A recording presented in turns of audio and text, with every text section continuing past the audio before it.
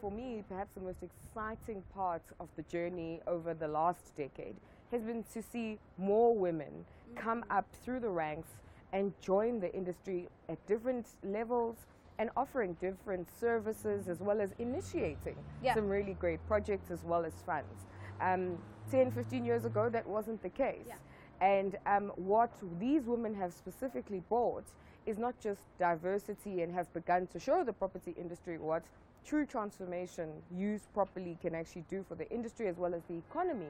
But these women have brought a depth of context, a depth of lived experiences and insights that we begin to see in even how buildings as well as different types of structures that you and I get to enjoy and use are designed and interact with us as end users and are combined. You know, I look around us here and this is transport that gave birth to all of this. You know, we got the car train in the middle of it, and look at how this landscape in the last 5 years alone has changed, and the mall and everything else, and all of these people need to live, work and play in this particular industry and space. And women have brought a huge amount of depth as well as richness to the experience that you and I have in a space like this. I love the comment about a contextualized lens that they've brought in, this idea of a lived experience that would be absent without women.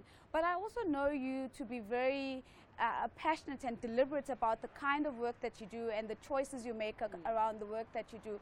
And I'm keen to understand what's in your heart around the country's development agenda, and how does the work you do now contribute into that space? You know, property in South Africa, and particularly in 2018 around the issue of land, is always a very emotive subject, and the industry right now is quite emotional about what does the short to medium term future hold with all of the policy discussions around the expropriation of land in the country. But I see another side. I see property, I see land, and at least our access to those resources and assets as hugely catalytic and transformative tools in building this society. Not only will it create wealth and give us a new asset class to enjoy, as well as watch grow, and that'll create sustainability. But just if I look at from a skills perspective, if I look at an enterprise development perspective, if I look at the different pieces of the value chain in this particular industry, and I look at the potential for more types of asset classes and property types, particularly in areas of our country that remain undeveloped, and the opportunity that exists for us to build and move on to new types of infrastructure to face some of the challenges that we have in our society. There is also a huge amount of potential, and there's just enough of a pie for all of us to share. So when I look at how I interact with this particular industry and what keeps me in it, what keeps me energized about it, it's that. It's looking at how can we as a business, how can I as an individual in the property sector take the gap, identify the niche opportunities, and to contribute to the development agenda of the country using bricks and mortar and using all the different pieces that come together to actually create livable spaces, livable cities, and a livable country. And somewhere in all of that, there must be a very deep entrepreneurial spirit and entrepreneurial capability. And I know that you're also very passionate about making sure that young people have these tools and capabilities. So tell us a little bit about the vehicle that you use to also contribute to that type of capacity building in the country. So I was raised by an entrepreneur, so this for me was a journey that was always going to come to pass at some point in time. But I'm very appreciative of the fact that most of us are first-generation entrepreneurs in our families, in our communities, and even in some of the industries that we find ourselves in. You know, in the past, property, for instance, was dominated by your pension funds and your institutional lenders and the like. And now there are entrepreneurs like the Lynette Ntulis who are coming in and are offering different solutions to different problems in the space.